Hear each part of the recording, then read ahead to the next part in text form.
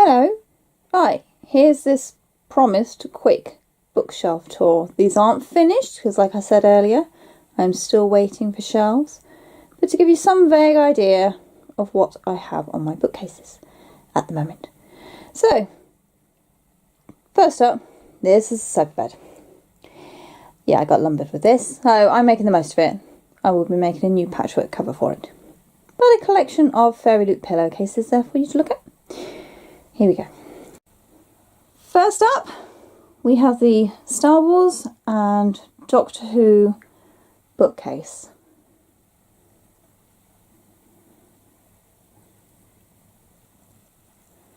My husband didn't actually believe we had a Star Wars Doctor Who bookcase, with just a few sneaky X-Files separating the Disney Star Wars on the left, with the original Star Wars on the right. Is close up there?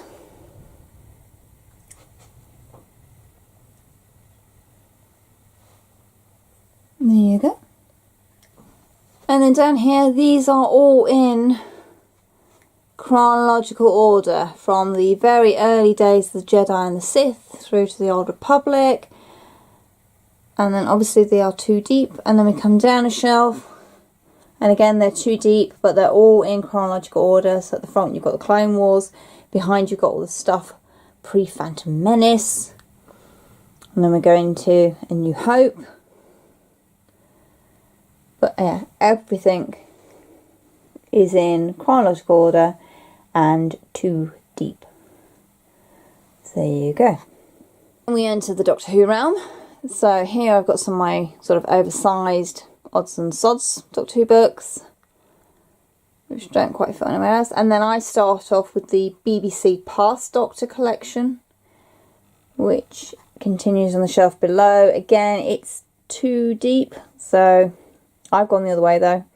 So I carry on at the front and then move to the back where I've got the 8th Doctor BBC books. And then the shelf below, there is logic to this.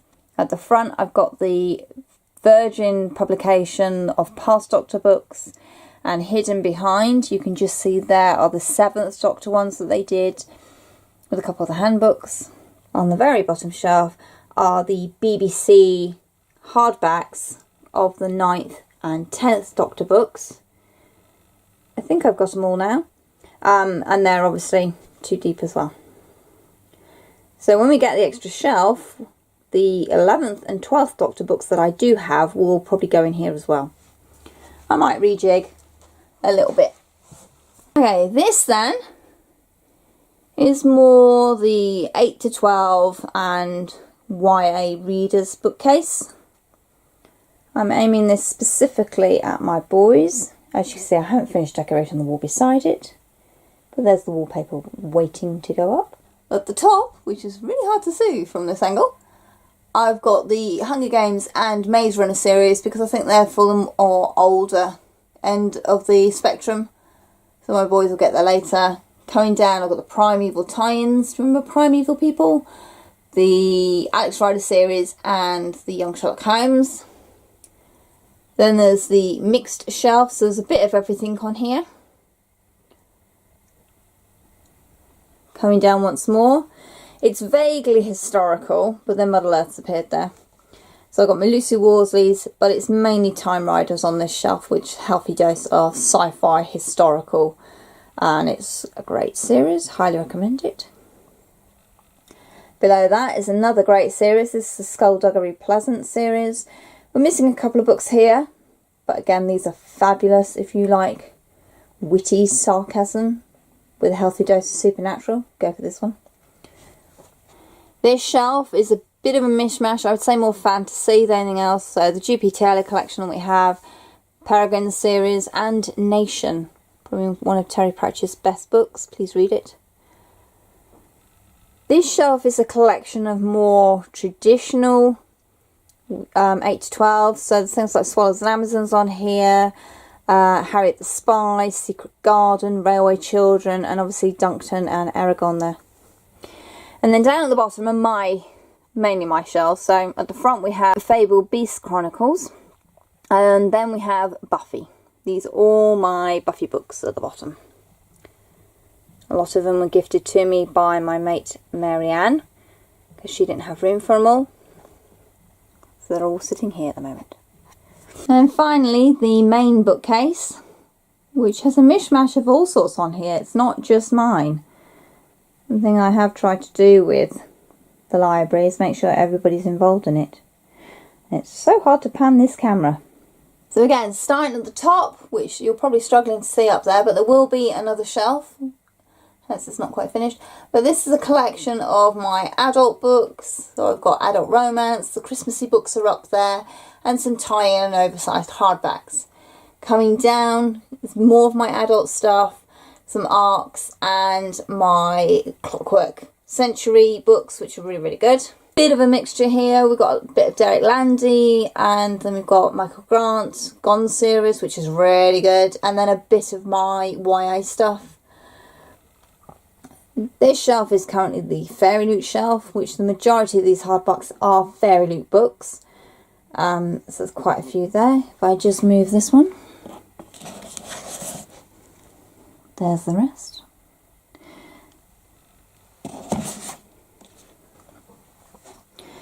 Then I've got a fantasy shelf. This is mostly Raymond E. Feist. That's the Magician series in there, but there's a few other bits and bobs, as you can see. Come down one more. This is my Disney shelf, with Sebastian obviously guarding the gap between Disney and Julian May, which are also awesome. And a few bits and bobs there as well. Sorry, I'm now on my knees, so this is really hard to hold steady. Then we've got the graphic novel shelf for the boys, so Simpsons to the right, All Sorts to the left, with some Discworlds at the very left there, with Peanuts in the middle, one of which appears to have been borrowed. And then down here we have the Star Wars graphic novels shelf and non-fiction tie-ins. That is looking pretty full. The middle shelf starts off, there's the extra shelf, so we actually got one here. So that's my Fairy Loot extras at the very top, followed by the Lani Taylor shelf. Muse and Nightmares is downstairs waiting to be read. There's the Cornelia Funk shelf. Again, these are not all set in stone, so they're likely to move around. Some of my favourite pretty books. Obviously Becky Chambers, pride and place there. The Aberystwyth series, which are great fun.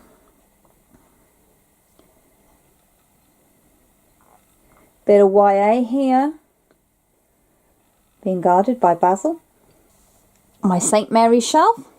If you've not read the St. Mary's Chronicles, please go and pick up just one damn thing after another, because it's awesome and fun and great use of time travel. This is a bit of a mixture shelf. A lot of it is non-fiction. As you can see, there's various titles there, with a little bit of my Sherlock Holmes on the end. Oh my gosh, there's a book upside down there. I need to do that. And then there's more oversized non-fiction with a bit of fiction shoved in for good measure. Hello Narnia at the very bottom. And the final bookcase. So again, waiting for a shelf up here. So it's a bit of a mixture, but I've got the Tunnel series and then Lord of the Rings up there and a few knickknacks at the moment. Coming down, here are some... Oh, there's my Diana Wynne Jones behind Bernard and Bianca with some of my oversized YA books. This is my Outlander shelf. The pops will be coming out of boxes. Brandon Sanderson and Sarah J. Maas shelf.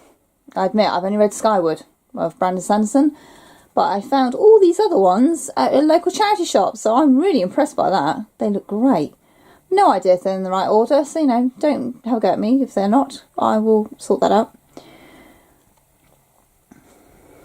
This is another YA shelf with a bit of everything. On the first 15 lives, I obviously have no idea where to put that at the moment.